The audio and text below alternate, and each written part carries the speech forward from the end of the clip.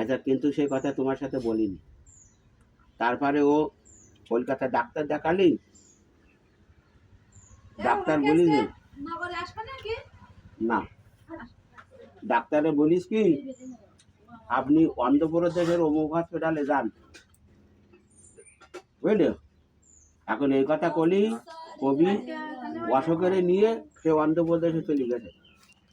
যাই সেই ডাক্তারের সাথে কন্ট্যাক্ট করি, ডাক্তার দেখাইছে, দেখালে পর ডাক্তার বলিছে যে এই মুহূর্তে অপারেশন করতে হবে, হার্ট অপারেশন, হার্ট, বুঝলি, হার্ট অপারেশন করতে হবে। সঙ্গে সঙ্গে কবি কলকাতায় রাজুর কাছে ফোন করেছে যে তুই টাকা পয়সা নিয়ে আয়। রাজু টাকা পয়সা নিয়ে চলে গেছে অন্ধ্রপ্রদেশে। গত পরশু দিন কবির অপারেশন করেছে। অপারেশন করে কবি সুস্থ হয়ে গেছে, সুস্থ হয়ে গেছে, ভালো আছে। খুব সম্ভবত কালকে কলকাতায় একটু আগে কবি আসেন, বুঝলে, কলকাতায় বোধহয় কবি কালকে চলে আইস, অপারেশন হয়ে সুস্থ হয়ে বাড়ি চলে আইস।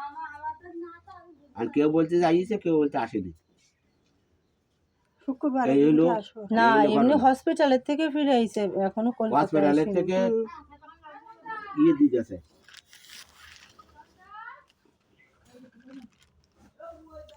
হসপিটালের থেকে রিলিজ দিতেছে যে আপনি বাড়ি চলে যান।